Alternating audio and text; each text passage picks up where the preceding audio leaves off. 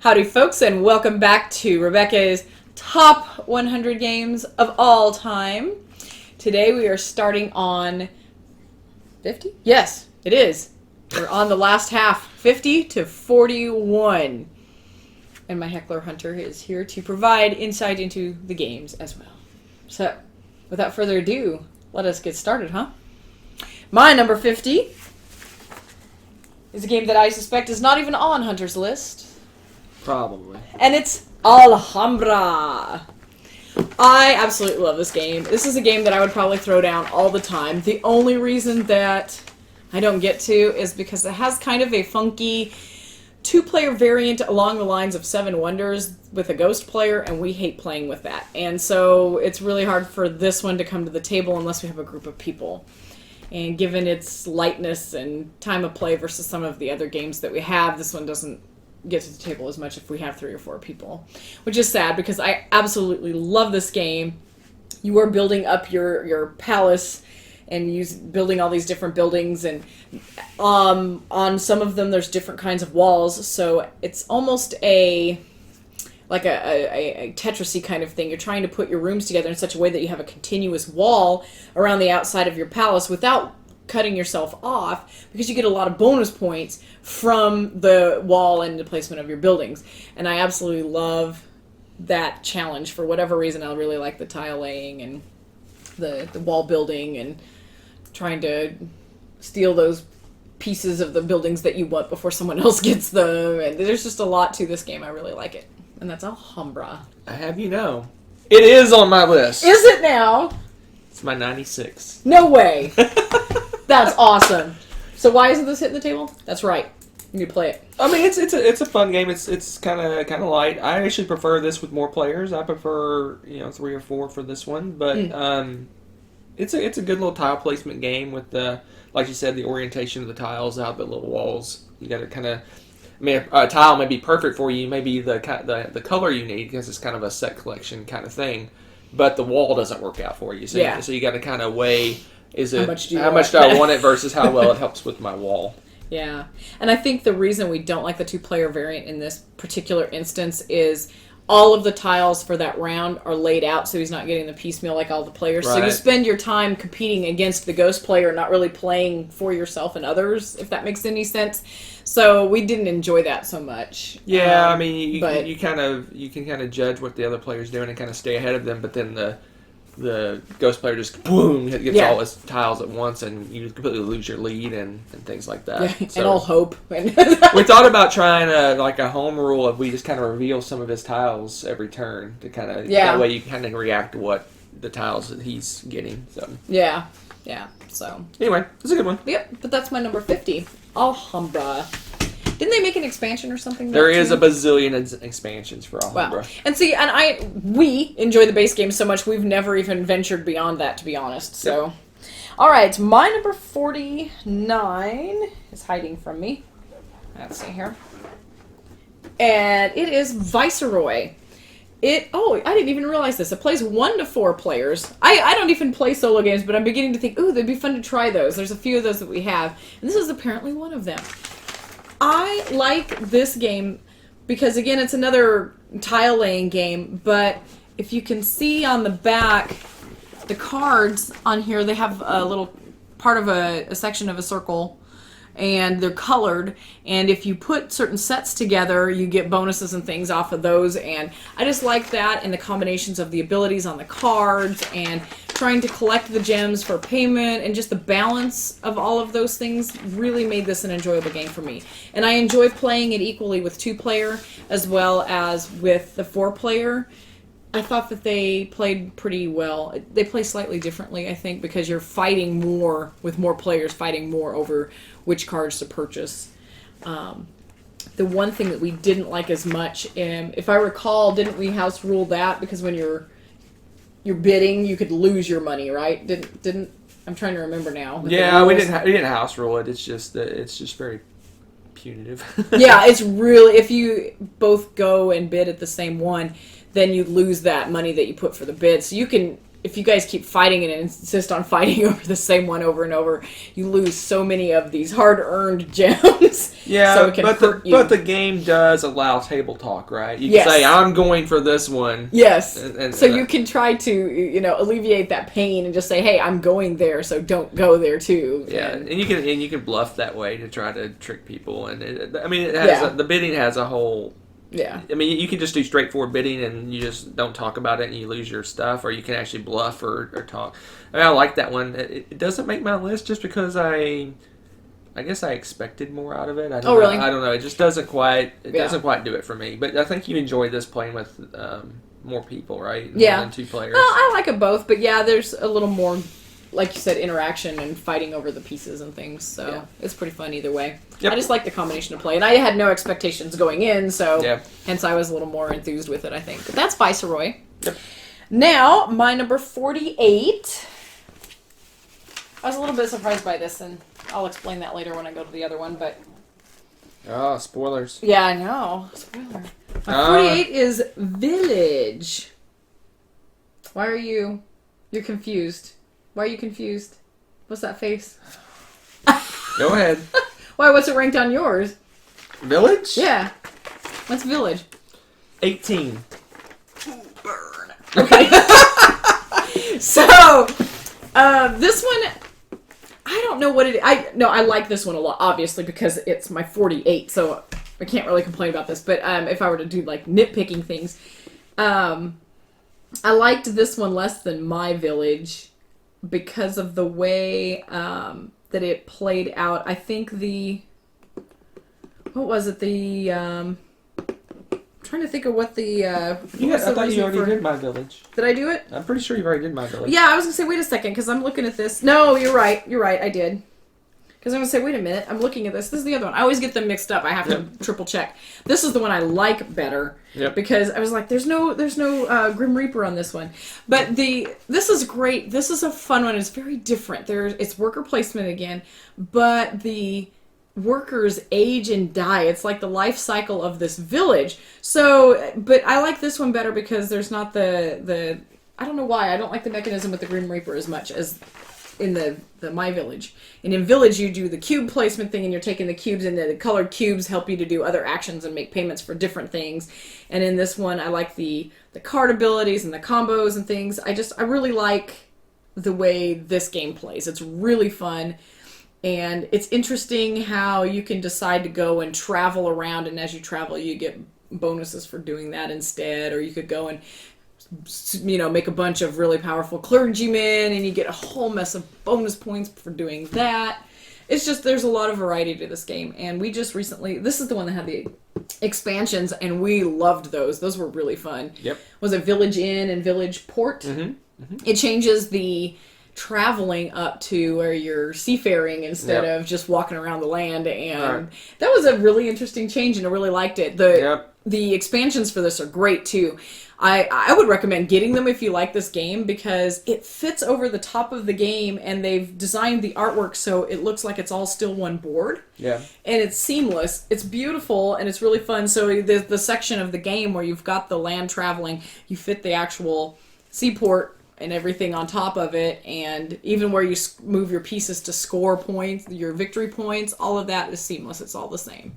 So it's really fun. You're not expanding your table footprint for this game. A little bit. Not much. Because the place where the people die gets that's pulled true. off. That's true. It gets pulled off, but still, I mean, that's kind of It's in a the lot same. of tiny little boards. Yeah, it's not a big board. It's totally worth it.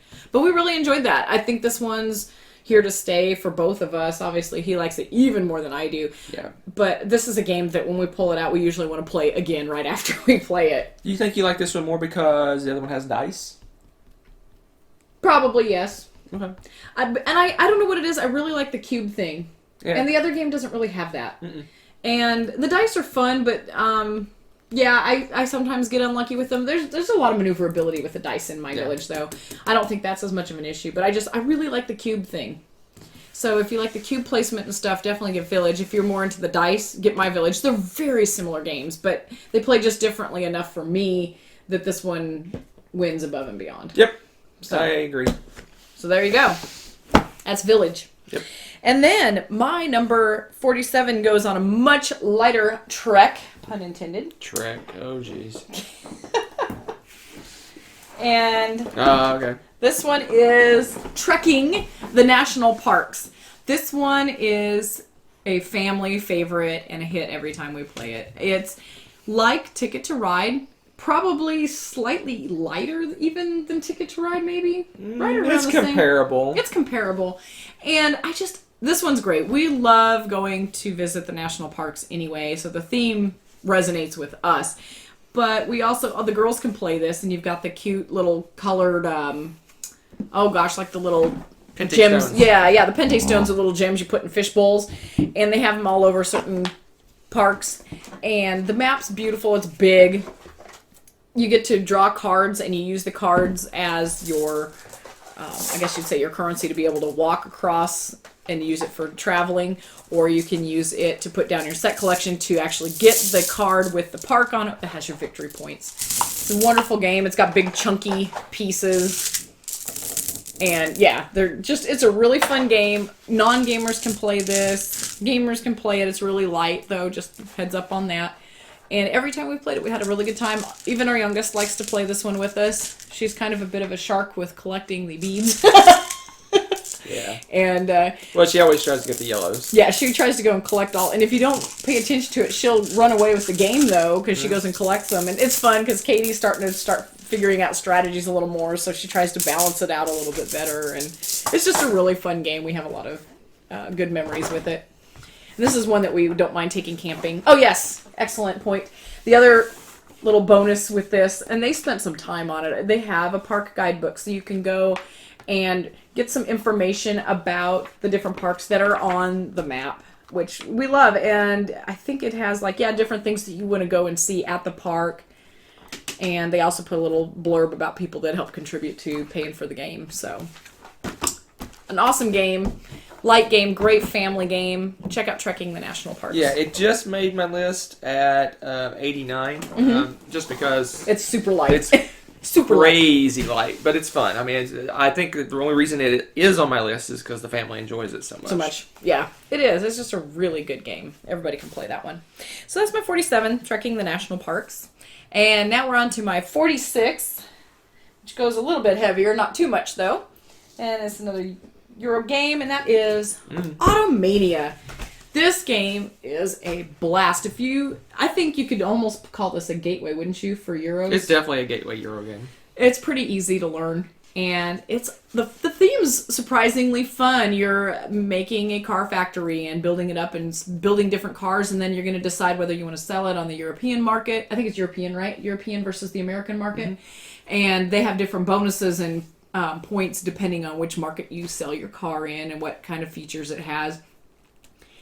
The balance is really good. It's fun to do the variety. They've got some, if you want to trick up the game and make it a little more complicated, they've got some things for that with specialty cards. And have they ever done an expansion for this one? They haven't? They don't need to. There's quite a bit of variability in play because of the different features, and the game can start slightly differently because you randomize certain things each time. But yeah, what's good about this one is, unlike many Euro games where you start out, you're slowly just chugging along, you collect a couple of resources, and you do the little bit of this, and then eventually you start building up and doing more and more. This one, boom, right out of the box, you're making cars and you're selling cars right off the bat. Right. That's true. We've made cars first turn. Yeah. And it's really cool. Now you might not get a whole bunch of points for them the first time, but you're still actually having forward motion. And yeah. And it just feels like you accomplish so much right off the bat, and every turn is interesting. And it is, which seems to be a theme for some of the games in this section. It was my 87. Oh, hey, okay. Yeah. So Trekking was 89, and this one's 87. Interesting. Yep. So Automania, very fun Euro game. And this one, have we played this one 4-player? I think We've only played it We've only played 2-player. It's a blast 2-player. And I can only imagine, honestly, I think the balance would do pretty well 4-player. In 2-player, it's more wide open. You really don't block each other. You really don't have like a really move where you're like, oh, do I want to do this or this? It's a little tighter, game. More, I think with more players, I bet you're blocking each other and having to use there's a mechanism in the game where if you only go to the same spot that someone else is, you have to use one more worker than they do. Oh, that's true. So if there's one worker there, you have to use two, and it bumps that worker off. we hardly ever even use that in the 2-player because it's so wide open. Oh, and I bet you that would happen way more in the A lot, 4-player. yeah. It'll change. I think that'll be fun, but at a different level of play for that then. So, Yep. Worth checking out. Good one. All right, so then we're going from a fairly big box. Now we're going to jump down to a littler box for my 45. I have to hunt it down because it's little. It's a very little box. Ta-da! Archaeology. The new expedition. And this is a card game. Obviously, there's not much else that would fit in a box this size. This is so much fun. You set up a bunch of artifacts in the middle, and you get handed some cards, and it's set collection, but you have to decide because you cannot get the points for these cards in your collection until you actually lay them down. And of course, the more you collect, the more points you get. The danger is, if you keep them in your hand too long, a sandstorm can blow in and you're going to lose half of your cards. You only have one tent that can protect you from one sandstorm, so you have to choose when to use it wisely. There are also thieves that can come and steal a card from your hand.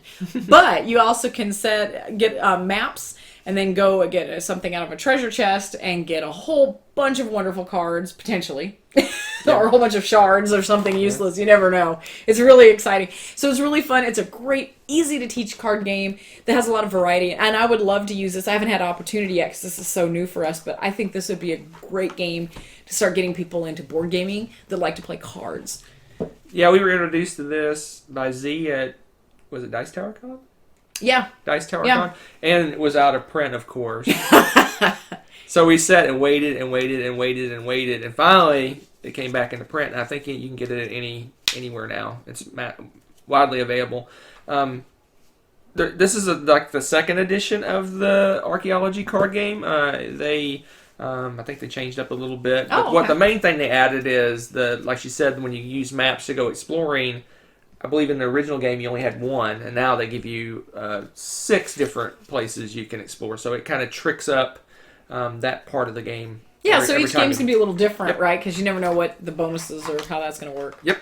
But it's really fun, too. Especially if the same person keeps getting the thief cards. Or it's a lot of fun. I really love that game. There's a lot of play to it. Yeah, it's my number 55, and I think it was only that low because at that point... You just got it, right? We hadn't even got our copy yet. That's funny. Yeah. So that was based on the one play with at Dice Tower Con. Yeah, so wow. But Archaeology, it's a blast. If you like card games at all, definitely check that one out. Yep. Good okay. One. And now we are to my 44, which we saw its big brother earlier. Now you get to see the little one that has replaced it. And that is Seven Wonders Duel. Smaller box, and for us, a whole lot more play. We really, as I said before in previous video with Seven Wonders, love that game, but we don't really like the 2-player version of it. And this brings Seven Wonders back to us the way that we can play most frequently, and still has that flavor to it, but it tricks it up a little bit. There's different ways to win. You can still win with science. You could win militarily. But there's that balance and everybody's watching it, so that if you see Hunter starting to build up his armies and he's sneaking away with the win, you can start building up yours and bring it back to you. And it's pretty fun. I really enjoy the back and forth with this game. Yeah, this is definitely my preferred way to play Seven Wonders. I would rather play this with 2-player than I would to play Seven Wonders with 4 or 5 or 6 players. At the whatever the best level to play that game is. I think this one's better, just because I prefer it. It's fast. It's really fast. It's easy to set up. It's just a fun little throwdown 2-player game. Mm-hmm. And it's my number. I just had it. Now I lost it.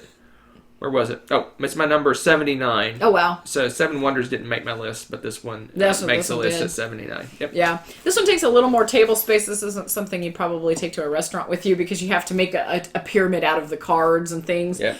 But if you have some good table space, go for it. Yeah. But the box is great for traveling, and it's a great throwdown game. Like you said, we play it over and over, and it's a lot easier to do than Seven Wonders for us. So that's our winner, Seven Wonders Duel. Yep. Okay, we're down to my 43. This one hits my sci-fi taste quite a bit, and I love this game. It's Alien Frontiers.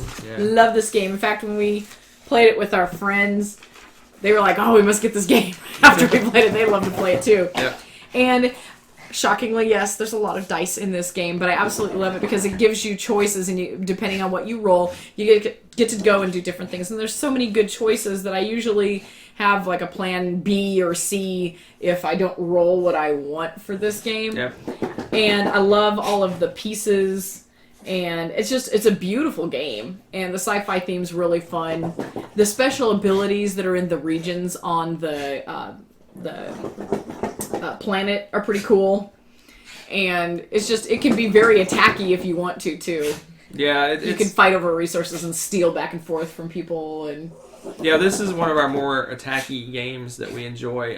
It's dice placement, which is really fun, and like she said, did you mention about the planets, how you like their sci-fi names and stuff? Oh, that's true. Yeah, each region has a sci-fi author too. There's an Asimov crater, and let's see, Highland Plains, and there's Ray Bradbury's names on here somewhere too, and I absolutely love it. So yeah, great it's a fun game. Yeah, if you like dice placement games, this is one of the better ones in my opinion. So absolutely. And it is my number. Oh goodness, I just had 40. Oh wow, you do like it a lot too. Yep. Yeah, it's a lot of fun. It's a little more involved. This isn't a gateway game by any stretch of the means, but if you have people that like to play games, this is a blast to throw down. So. Yep, that's a good one. Alien Frontiers.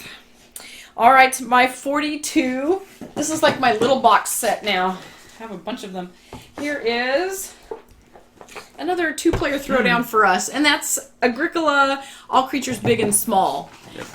I enjoyed Agricola, but not to the point that I thought I would, and this game is my Agricola fix now. I absolutely love this game. It's 2-player, it's great for us, but it has the aspects of Agricola that we liked best. Yep. And it's got the cute little animals that you can see, the little pieces and everything, and what you're doing is you're building up your farm and trying to, of course, get the best setup that you can for your victory points, and you have to collect a certain number to not get negative victory points at the end, and you're trying to fill out every space and utilize every free space on your farm, and and it goes really quickly. I'm trying to see, do you remember how long it plays? 1 hour? It's an hour max, yeah. It's not. So it's 30 minutes, but I think it's hair more than that. But yeah. Yeah, I would play this over Agricola any day for 2 reasons. Obviously, it's 2-player. And this one takes, like she said, it takes all the fun of Agricola and takes out all the tedium out of it, right? Because all you're doing in this one is you're building farms, you're building tons of animals, and the fun part of it, you're not having to deal with producing food and feeding your people and all the stuff in Agricola. And it's a quicker game, easier to set up, easier to play. It just wins on all accounts. And we went ahead and got the expansions, 2 expansions? 2 expansions, 2 expansions for that, because they have some different unique buildings that make it really fun to play with. I really enjoy those, and they trick it up so it's a different game every time, depending on what we put in. So check that one out. It's really fun. The dog is going crazy.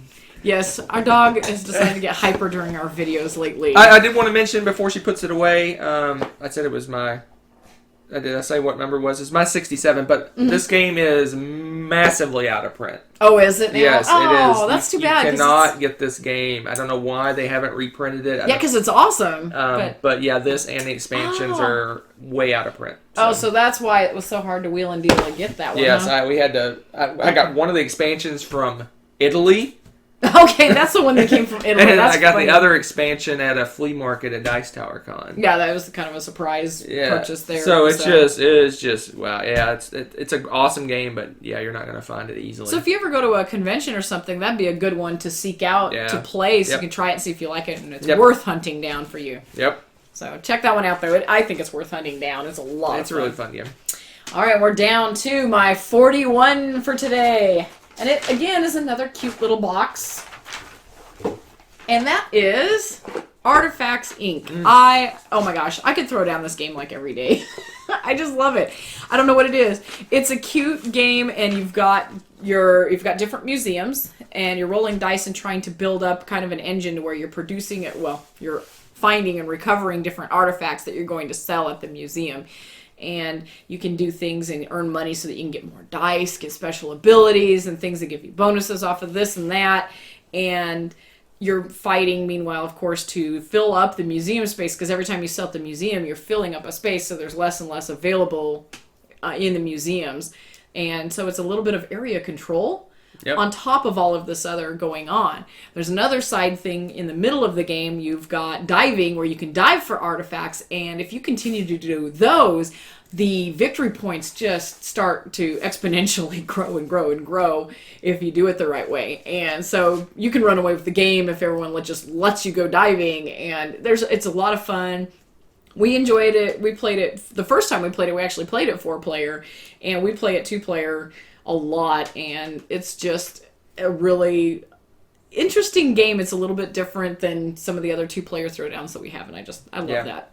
Well, it's kind of an introduction to dice placement, maybe. I mean, Yeah. it's pretty light. It's real light. It's light enough you can teach a non-ish gamer, maybe. Probably. It'd take a lot longer, though. I don't know. Yeah. It's borderline. I don't know if I'd use it as a gateway. But we have our first match.